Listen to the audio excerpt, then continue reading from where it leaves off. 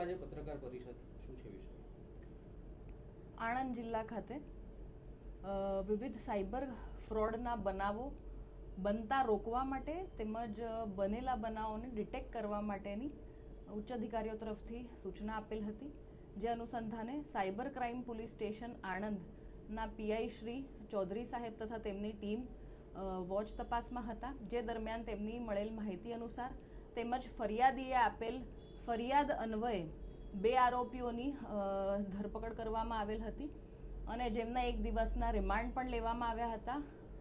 આ ફરિયાદ અન્વયે આ આરોપીઓ એમની એમઓ મુજબ વિવિધ બેંક એકાઉન્ટનો ઉપયોગ કરીને ગેમિંગ વેબસાઇટમાં જે નાણાં રોકવામાં આવતા હતા અથવા તો રમવા માટે નાણાંનો ઉપયોગ કરવામાં આવતો હતો, એ નાણાં વિવિધ બેંક એકાઉન્ટ્સમાં મેળવીને પોતાના બેંક એકાઉન્ટમાં એને ટ્રાન્સફર કરાવીને અથવા તો આપેલ વિવિધ બેંક એકાઉન્ટમાં ટ્રાન્સફર કરાવડાવીને એને કેશ વિથડ્રો કરાવીને અન્ય બેંક એકાઉન્ટમાં ફરીથી એને ડિપોઝિટ કરવાનો આ પ્રકારનો એમનો સર્ક્યુલર એમઓ હતો, જે અન્વયે આ પ્રકારની પ્રક્રિયા કરતા બેંક સામેથી જેમને ઝડપી લેવામાં આવ્યા હતા અને તેમની સામે ગુનો નોંધવામાં આવેલો છે. આ બંને જે છે આરોપીઓ, એમાં દક્ષેશભાઈ પટેલ, મંદિર રામજી મંદિર ઉમતા, વિસનગર તાલુકા, જિલ્લા મહેસાણા, તેમજ શિવાની રાકેશભાઈ ડબગર, જે કતારગામ સુરતના રહેવાસી છે, એ બંનેની ધરપકડ કરવામાં આવેલી છે. આ ગુનાની ગંભીરતાને ધ્યાનમાં લઈને જ્યારે એમની ધરપકડ કરવામાં આવી ત્યારે એમની પાસેથી ₹3,50,000 રોકડા, જુદી જુદી બેંકના ડેબિટ ક્રેડિટ કાર્ડ મળીને કુલ 10 નંગ, ચેકબુક પાસબુક કુલ 13 નંગ, મોબાઈલ 6 તથા એક 4-વ્હીલર જપ્ત કરવામાં આવેલા છે, જે કુલ મુદ્દામાલ મળીને 11,80,000નો મુદ્દામાલ રિકવર કરવામાં આવેલો છે. એની સાથે જ આ ગુન્હામાં એમની સામે કુલ ₹25,50,000ના સાયબર ફ્રોડનો ગુનો નોંધવામાં આવેલો છે, તેમજ તપાસ દરમિયાન બીજા 9 લાખની પણ ધ્યાનમાં આવેલા છે ગુના, જેની પણ તપાસ દરમિયાન અમને માહિતી મળેલી છે.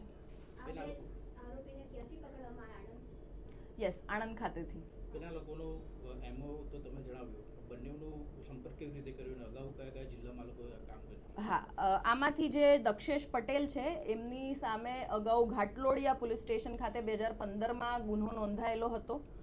એના પછી આણંદ રૂરલ પોલીસ સ્ટેશન ખાતે પણ બનાવટી દસ્તાવેજ બાબતનો એક ગુનો નોંધાયેલ છે અને તેમની સાથે શિવાની ડબગર, એની સામે પણ આણંદ રૂરલ પોલીસ સ્ટેશન ખાતે 138 તેમજ બનાવટી દસ્તાવેજ અંગેનો ગુનો નોંધાયેલ હતો. તો આ પ્રકારે આમની સામે અગાઉ પણ ગુના નોંધાયેલા છે. બેના આરોપી એક સુરતના છે, એક વિસનગરના છે, બંને ભેગા કેવી રીતના? એઓ એમ તપાસ દરમિયાન અમને જાણવા મળ્યું છે કે તેઓ અગાઉ એક જગ્યાએ જોડે કામમાં હતા, નોકરીમાં સાથે હતા. બેન, આ બંનેનો જો ફ્રોડ છે, નાગરિકોને શું કહેશો આ ફ્રોડને થઈ સાવધાન રહે? હંમેશા આ પ્રકારના ફ્રોડ કરતાઓથી સાવધાન રહેવું, પોતાના અકાઉન્ટ્સ કોઈને પણ કોઈ પણ લાલચ કે ડર સાથે આપી દેવા નહીં, પોતાની બેંક એકાઉન્ટ ડિટેલ્સ કોઈની જોડે શેર કરવી નહીં. જો તમારા ખાતામાં આ પ્રકારના નાણાં ક્યાંકથી ડિપોઝિટ થઈ જાય તમારા જાણ બહાર, તો એની તરત જાણ કરો સાયબર ક્રાઇમ પોલીસ સ્ટેશનને. ક્યારે પણ અજાણ્યા લિંક પર તમારે જોઈન થવાનું નથી.